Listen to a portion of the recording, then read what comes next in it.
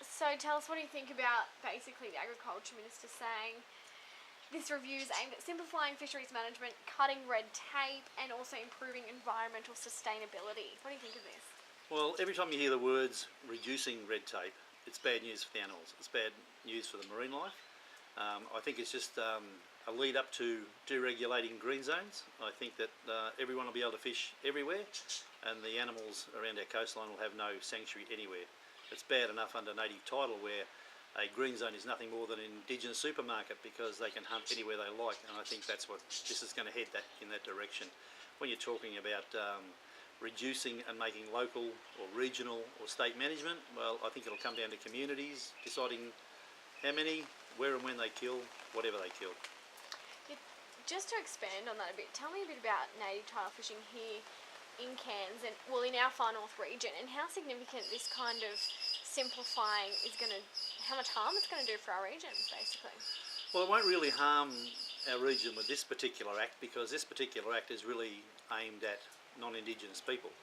And this act is 20 years old that they're going to simplify now and reduce, but the Native Title Act is actually a year older. It's 21 years old, 1993, and that's the act that everyone should be looking at, because it's unrestricted, unmonitored hunting in our region, in our green zones, in front of our tourists, in front of our interstate and international visitors, and that's the act they should be really looking at. This act can't have any impact on the Native Title Act. This is a state act, and I think this one is just the LNP pandering to its commercial fishermen mates. I think they made some pledges prior to the election, and I think they're going to carry them through. I see it's a 9-month review, which will probably lead up right up to the start of the election. I think they've trotted this out just in time for the election. They'll lead it up. They'll indicate that people are going to be able to recreational fish in areas they haven't been able to do before, and I think that anyone that hunts in a green zone where animals are protected from most people is a disgrace. Absolutely. What things should they be doing with the review of the native title fishing, do you think? Well, the Native Title Act, for starters, should be amended to exclude any animal that's vulnerable or endangered. Those animals have that status for a reason, and to allow unmonitored, uncontrolled hunting of any size is a disgrace. Just backing off from what I said, what things should be done when it comes to native title fishing here in our region? In our particular region, well, for starters, we should enforce a no-take in a green zone. We should change some of the zonings from brown zones to green zones. We should strengthen them. Actually, there's a rehabilitation hospital at Fitzroy Island, and the turtles are released there in the brown zone where people can go and hunt. It's ridiculous. You know, this government want to get up with what's best for the animals, and you see a fisheries minister or an environment minister making decisions for business. Their portfolio is for the environment and for the marine life and the animal life. Why don't they get back to their core business instead of pandering to big business? That's ruining Australia. You can see what's happening down at Abbott Point. You know, all around Australia there's decisions made for business and not for the environment. And Bob and I, we fervently believe that any animal that's vulnerable or endangered shouldn't be hunted by anybody, anywhere, or taken for any reason. Now, in our green zones here, just talk me through a list of the vulnerable animals that we do have here in the Far North that this could affect. Well, the vulnerable animals actually in marine life are not a large list. It's mainly land-based animals, but the major ones are the green sea turtle. All turtles in Australian waters, there's 7 species on the globe. We have 6 species in our waters, and all of those 6 species are either endangered or vulnerable. So no one should hunt any of them, for starters.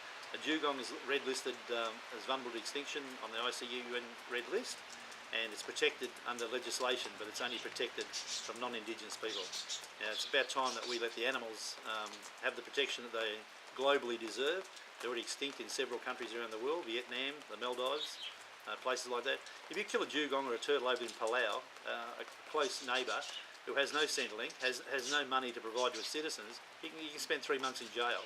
In Australia, you might choke on the bone. It's a disgrace. Here in the Far North, we obviously have quite a lot of Indigenous people. What more can we do to stop this hunting? What more can the government be doing? Obviously, they're going to be reviewing more recreational fishing, but that's not enough. It isn't enough. What has to happen is the government have to get some balls. They have to say, like they said to all of Australians back in the 70s, stop killing crocodiles. The LNP now have recently changed the laws now, and they're pulling them out of every stream and every dam and every waterway in the area. You know, they've reneged on that. They've got to have the balls and say, no one hunts vulnerable endangered animals on the land or in the water. Simple as that. Then everybody's equal, the animals are protected, and hopefully they can recover in years to come. There was a decision made in Abu Dhabi in 2010, which Australia's foremost authority, Professor Halle Marsh, was at. They declared that dugong will be extinct within 40 years. Now, if we let unmonitored, uncontrolled hunting continue and don't review that act, don't update that 1993, 21-year-old act to protect these animals, one day they'll be gone. And it won't be my fault. It'll be people who do nothing about its fault. And the people who can do something about it are the environment ministers. Have a cabinet meeting, take those animals off the hunting list. Everybody's happy except a few people, you know, the 3% of the population that can kill and murder these animals in any numbers. It's an absolute national disgrace. We should never ever point the bone at Japan, Canada for killing all their animals when we do worse here 365 days a year, 24 hours a day, and have for the last 21 years. Absolute disgrace. With modern hunting methods. What do you think that the demands are enough for recreational fishers for them to change the green zones and basically pull back the red tape? Do you think that there's enough people saying, oh, we need more places to fish, we need more zones? Do you think there's enough demand for this? No, I don't think there is. And I think the last two previous elections have proved that statewide, where the fishing party have put up a Senate candidate on 2 occasions and haven't won. So they don't have the support. They have a few moaning whingers who say we want to hunt and fish in more places, but I think Australia's got the balance pretty right. I don't know about the new marine zones that want to do 100 k's offshore, because there'll be none of our fishermen out there to monitor who is out there, and you'll see the likes of the big tankers from you know, the Philippines and Taiwan and China and America out there hunting. We won't know anything about it. I do support the fishermen in those things, but the recreational fisher has enough places to go fishing, and you see that weekly by people holding up their photos in the local paper and on television, you know, and on the fishing reports on the 7 News. It is your environment, but you're probably going to have to fight for